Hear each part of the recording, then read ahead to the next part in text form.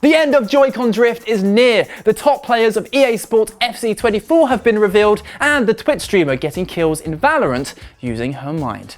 I'm Ash Dixon, and this is GINX News. It looks like we can soon say goodbye to the dreaded Joy-Con drift. That's because Nintendo has filed a patent for smart fluid joysticks, which are expected to be included for their next console. Analog stick drift has been the bane of basically all first-party controllers of this generation, but the Switch has been particularly infamous for the problem. So much so that Nintendo announced earlier this year that it will repair all Joy-Cons suffering from the issue in the EEA and UK, even if they're out of warranty. And the new technology behind these analog sticks seems to be the solution. The problem is caused by dust and dirt getting trapped under the rubber diaphragm protecting the electrical contacts beneath the joystick. These new sticks, however, contain magnetoological fluid, or MRF, which changes viscosity depending on the intensity of a magnetic field. It all sounds similar to Hall effect sticks found in some modern third-party peripherals that use magnets to detect movement. Because they have no connecting parts, stick drift is simply not an issue. I personally can't wait for this to be resolved. It seems like all my Joy-Cons are cursed at this point, and it made aiming in Tears of the Kingdom quite annoying. Let's hope we get some more details on the Switch 2 very soon. The top-rated players of EA Sports FC have been revealed. There's few things as polarizing as football, so as you can imagine, there's already lots of fierce discussion over the numbers.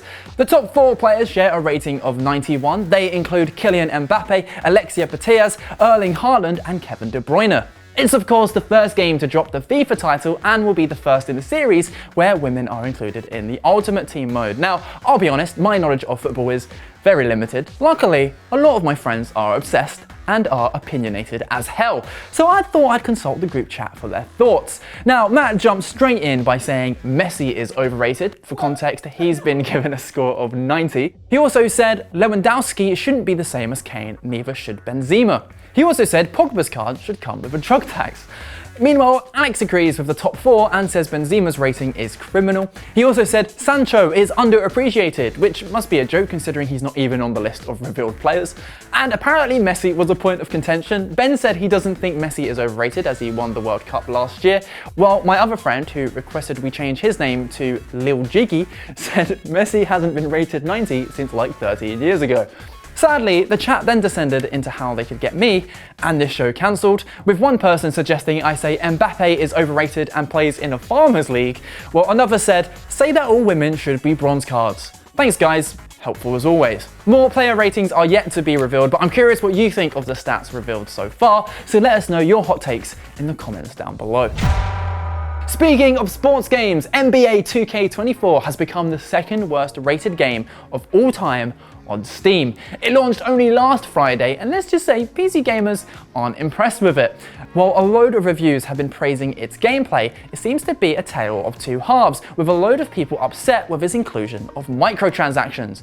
Now, microtransactions are never going to go down well when you already have to pay full price for the box, but it seems NBA 2K24 is loaded with every money-making tactic possible.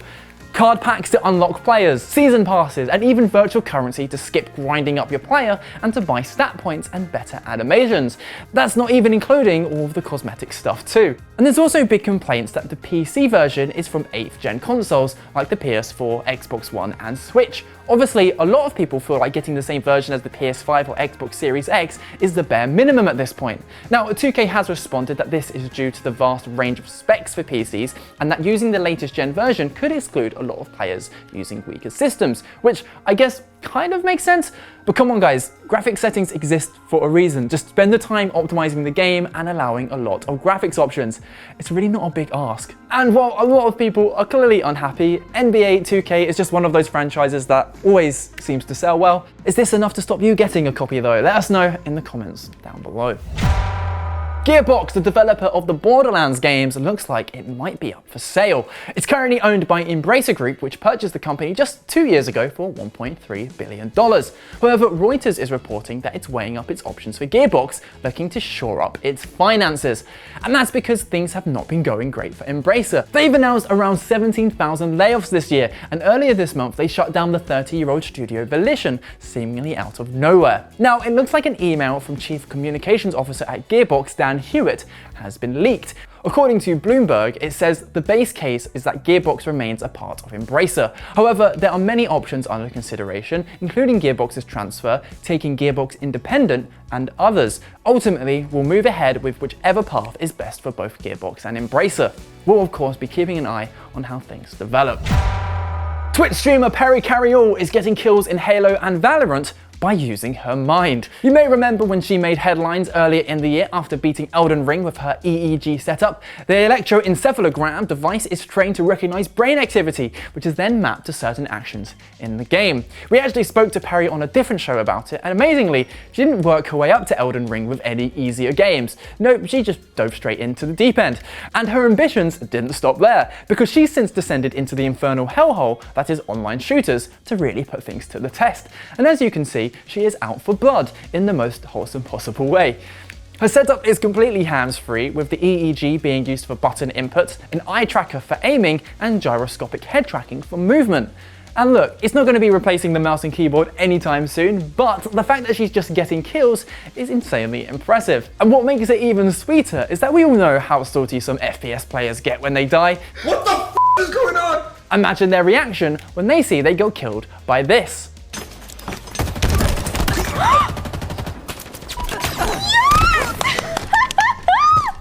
Now I'd pay to see that. If you'd like to be part of her journey, then definitely check out her Twitch channel. Not only is she doing some truly innovative stuff, but I also just love how she shows all the data on stream, from her brain scan to the amazingly labeled power meter.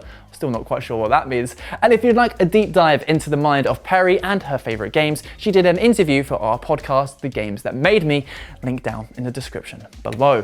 And that's it for today. If you enjoyed the show, then please consider giving us a like and a sub. Maybe comment down below or tell a friend about the show. Oh, that rhymes. See you tomorrow.